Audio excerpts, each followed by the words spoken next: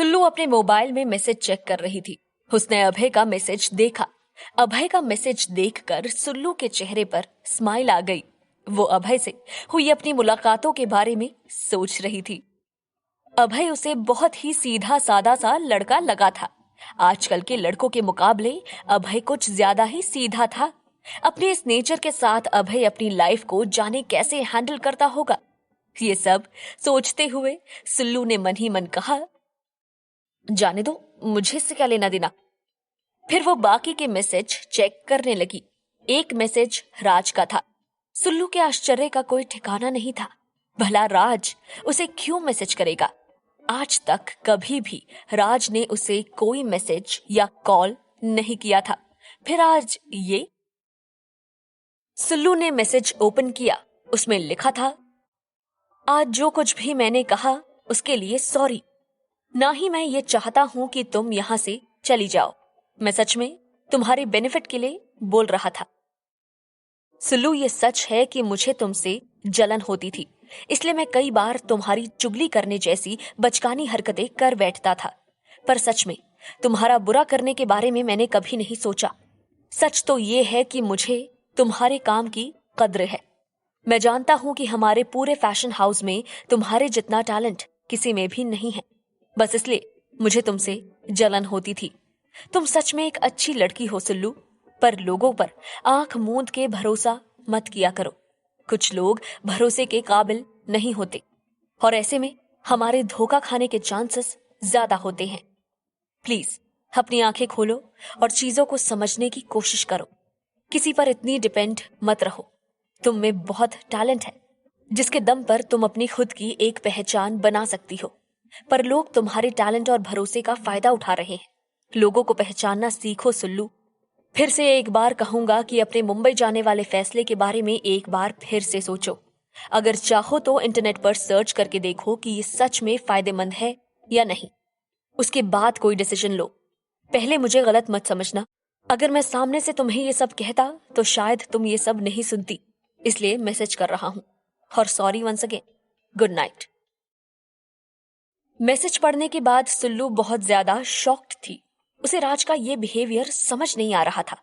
वो सोचने लगी कि आखिर राज चाहता क्या है। क्या वो सच में बदल गया है या उसके साथ कोई खेल खेल रहा है? कहीं ये उसकी कोई चाल तो नहीं है? अचानक से राज को सुल्लू की इतनी परवाह क्यों होने लगी? सुल्लू को कुछ भी समझ नहीं आ रहा था। और इसका क्या मतलब है कि किसी पर भी आंखें मूंद कर भरोसा मत किया करो? राज किसकी बात कर रहा है? मुझे कौन धोखा दे सकता है? आखिर राज क्या बताना चाहता है? बहुत देर तक सुल्लू यही सब सोचती रही। उसने राज के मैसेज को एक बार और पढ़ा। उसे कुछ भी समझ नहीं आया। आखिर उसने सोचा कि कल वो राज से फेस टू फेस बात करेगी कि आखिर वो कहना क्या चाहता था। फिर उसे लग रहा था कि वो खामखा ही राज की बातों को सीरियसली लेकर परेशान हो रही है। उसने अपना फोन साइड में रखा और सो गई। अभय की शाम अपने परिवार के साथ आउटिंग करते हुए बहुत अच्छी बीती थी। वो सभी डिनर बाहर करके काफी लेट घर पहुंचे। सभी बहुत थक गए थे, लेकिन बहुत खुश थे, क्योंकि एक तो बहुत समय के बाद वो पूरा परिवार एक साथ कहीं बाहर गया था। दूसरा, अभय भी अब नॉर्मल हो गया था। वो उतना परेशान नहीं था जितना पिछले दिनों में लग रहा था। घर पहुंचते ही निशी बोली, चलिए ना कोई गेम खेलते हैं। कबड्डी के बारे में क्या विचार है? अंशु ने मस्खरी करते हुए कहा तो सभी हंस दिए। तो और क्या, पूरी शाम इतना घूमने और एंजॉय करने के बाद भी तेरा मन नहीं भरा? अभी भी तुझे गेम खेलना है? अंशु बोला। विशाल जी बोले, वैसे आइडिया बुरा नहीं है। ओह, आई लव यू पापा, निशी चहकते हुए बोली। नीलम ने कहा, क्या तुम दोनों भी, ये कोई टाइम है खेलने का? सभी थक गए हैं, अब हमें सोना चाहिए ना। तुम दोनों बाप बेटी खेलो जो खेलना है, मैं तो सोने जा रही हूँ। रुकिए ना मम्मा, थोड़ी देर और साथ बैठते हैं ना, अभय ने इंसिस्ट करते हुए कहा। फिर वो आगे बोला, चलिए आज मैं आप सभी के लिए कॉफी बनाता हूँ, चुन्नू स्पेशल कॉफी। हाँ, अरे वाह, मजा आ जाएगा, विशाल जी ने कहा। फिर वो नीलम जी से बोले, अब रुक भी जाओ जुन्नू के हाथ की कॉफी के लिए ही सही। ओके ठीक है नीलम मुस्कुराते हुए बैठ गई। अभय ने सभी के लिए कॉफी बनाई और फिर सभी बातें करते हुए कॉफी पीने लगे।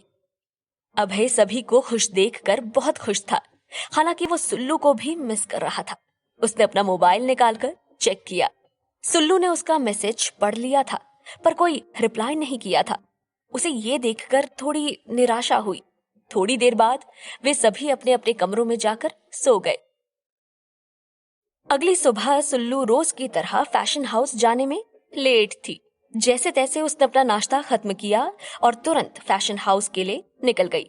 उसे यूं हड़बड़ी में भागता देख सुल्लू की दादी ने उसकी माँ को कहा, क्या होगा इस लड़की का, हमेशा भागती रहती है, बस काम काम और काम, और कुछ तो इसे जैसे सूझता ही नहीं। कुछ समझा इसे, वरना तुम लोग ही परेशान हो जाओगे बाद में। हाँ माँ, मैंने बात की थी उससे, पर आपको तो पता है ना कि शादी का नाम लेती ही वो उखड़ जाती है। ना जाने उसे कब ये समझ आएगा कि शादी कितनी जरूरी होती है। कभी कभी तो सोचती हूँ कि उसका ये काम ही बंद करवा दूं, तब शायद वो शादी के बारे में सोचे। सुल्लू की मम्मी ने कहा।